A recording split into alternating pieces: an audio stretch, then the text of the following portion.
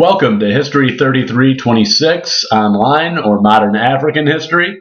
So this week our lesson is really trying to orient ourselves to start viewing Africa in a different way. Really the point of this exercise this week is to get us thinking about how Africa has been presented to us not only in the contemporary age but in the past, and where a lot of these images are coming from. And really the whole point of this is, in order to get an internal perspective on Africa, we need to first break down a lot of the conceptions and misconceptions that we've been fed about Africa, that we've been inundated with our entire life here in the West. And so really what we were doing this week is you're going to be taking a look at a number of images and trying to guess whether or not they come from Africa or the United States. And I'm really hoping that you take that exercise seriously and do it honestly. I think some of you might be surprised as to what you're looking at. And really the purpose of that exercise and to go through that is to show you that for years and years and years we kind of get this image of Africa as impoverished. Africa has no resources. It's poor. And we always sort of juxtapose that to the Western world thing. We're rich, Africa's poor. And what I wanted to show you is that just like in the United States, you know, in cities like Houston and New York, there are wealthy people, there are impoverished people. There are people who are sitting somewhere right in between in what we could call a middle class. And I really wanted to drive home the point that Africa is no different. You have very incredibly well-built, beautiful, architecturally built cities. You have these very high populations and thriving urban centers with arts, culture, museums. And then on the flip side, you do have rural areas where people are eking out a living through agriculture. But the point is that this isn't unique to Africa. This is a pattern of living that exists all over the world. But in the West, we've been inundated with so many images that there is almost this knee-jerk reaction to when someone asks Africa, your response is impoverished, disease-ridden, warfare, violence. It's a bunch of negative imagery, and this imagery is not random. It comes from somewhere. So the one thing, I just want to keep this video very brief and very short, but what I wanted to point out is that there's some specific traditions of viewing Africa that are rooted distinctly in the Atlantic slave trade period. In particular, this idea of Africa as a wild or exotic place. A place that needs to be conquered, controlled, tamed, reeled in by civilization. That's an image that begins all the way back, even before the days of the slave trade. That's going back to almost a period in which Europe is just coming out of the Dark Ages. They're starting to catch wind of what's going on in other parts of the world, and they're starting to learn that there is this large landmass south of them called Africa. And really what's most important to the Europeans who are taking note at that point is that there's a great deal of mineral wealth, in particular gold, to be had in West Africa.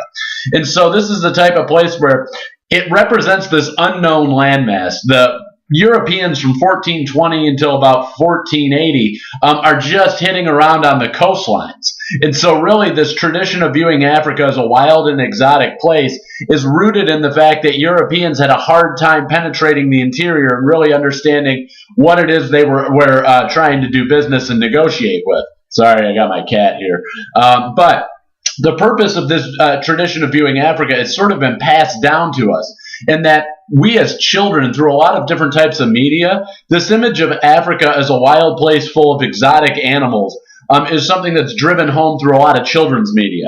I don't know about you all, but one of my first exposures to Africa in general was through The Lion King. This is a very popular piece of media that most children are going to engage with at some point in their life.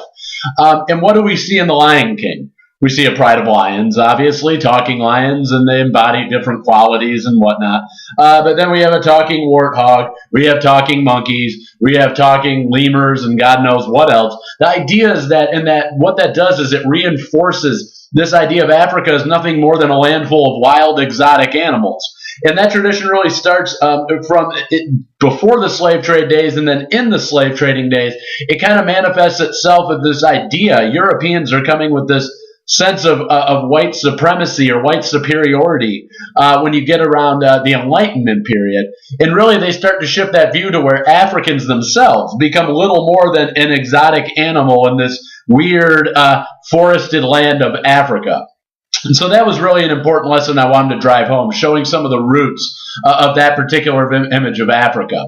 The other image of Africa that's very, very pervasive in our modern media is Africa the victim. And this is something that we need to get away from, especially as we're going to be dealing innately with African actors throughout the entire semester. Africa has long been relegated to this sort of position of somebody who has a bunch of bad stuff happen to them. Africa's rarely the actor going out and seizing opportunity. Africa is this passive victim. When warfare breaks out, we see images of Africans getting their limbs hacked off. People who are basically dying of disease and can't get access to clean water when there's outbreaks of various viruses.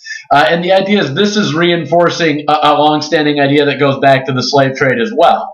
That is that Africa is a brutal, barbaric place, and Europeans are right to enslave Africans because of it. And really, largely what we're seeing here is this attitude of better a slave in the Western world where there's civilization and culture and medicine and all this other stuff, better off a slave there than a free person living in Africa. Now, of course, we know that there were internal developments in Africa in terms of technology, in terms of medicine, but it's something that Europeans don't really pay much attention to. It's something that they overlook. And so ultimately, it's seen as this place upon which global forces just sort of act. And never at any point in time do the people or the places of Africa actually interact with other larger global systems. And so that's another image that I wanted to point out there. That is, again, a long-standing tradition of viewing Africa that's rooted in hundreds of years of Western history. And that's the same thing that kind of happens when we deal with news media and a lot of the celebrity interest that comes about when we deal with Africa. You know, I would defy you to turn on a news media outlet and find a positive story about Africa. Urban renewal and growth in one of the major cities of Africa.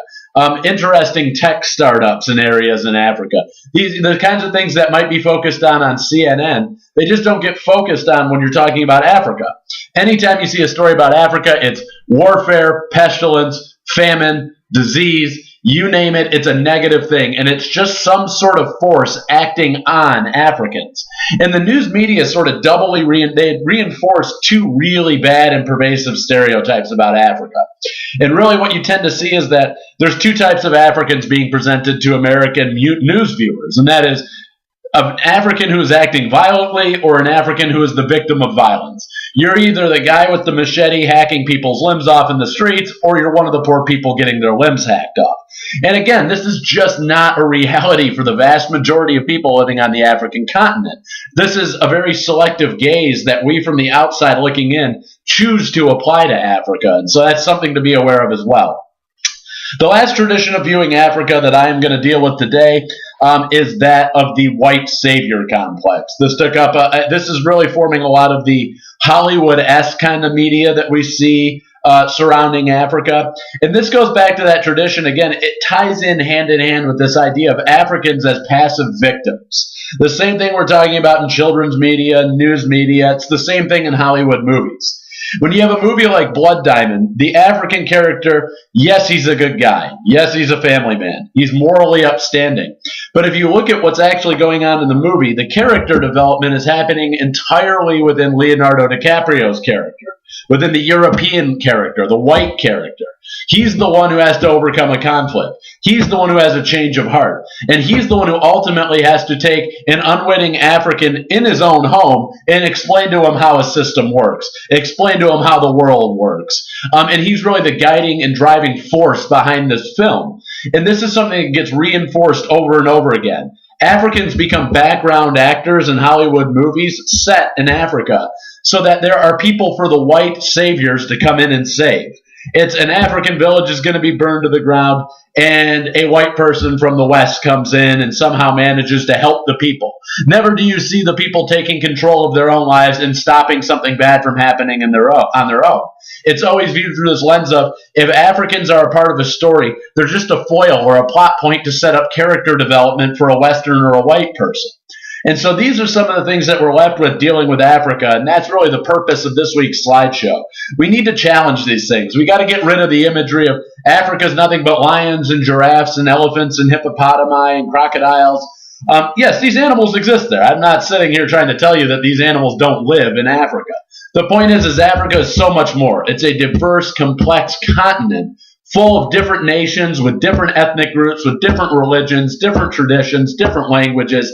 And that's something that we have to approach from that vantage point. We have to sort of shed from our minds these ideologies and perceptions that we've been passed down by American children's media, news media, and Hollywood movies. And again, I sort of tied that in, the whole white savior complex. It plays out not just in Hollywood movies, but in real life as well. Rarely do you see people like Bono or Madonna going over and engaging in Africa as equals. They come in with high-profile PR teams that are publicizing every little thing they do in the nation and calling it a goodwill mission, and pretending as if they are the only people who could come in and understand and solve Africa's problems. Celebrities, basically, it's vogue for certain periods of times to jump on causes that are related to Africa, and celebrities are going to take advantage of that. And so ultimately, they're using Africa as a foil for a PR push, for a PR campaign that makes them look good. And there is really very little engagement, if any engagement, with actual Africans who understand their own problems, have solutions to their own problems, but might not have the infrastructure or the resources to achieve those solutions. So rather than working as partners with African organizations, a lot of times what we see is these celebrities coming in for a big headline and fixing African problems. And again, it just sort of reinforces this idea that our views of Africa from the West are just badly flawed. We act as if it's a continent devoid of actual people who think, feel, live, react, and function under different circumstances.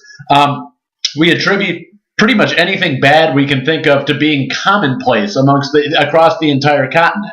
Not just one region or one specific area. We tend to cast the entire continent as suffering from these endemic problems of poverty and disease. And again, this is something that has been reinforced throughout our lifetime. We've been taught in a certain way to view Africa from an outsider's lens. And we really do need to reorient ourselves and start thinking differently before we dig into the meat and potatoes of African history. So that's all I have for this week. Thanks so much for tuning in. I hope this helps a little bit. As usual, if you have any questions, comments, or concerns, feel free to email me.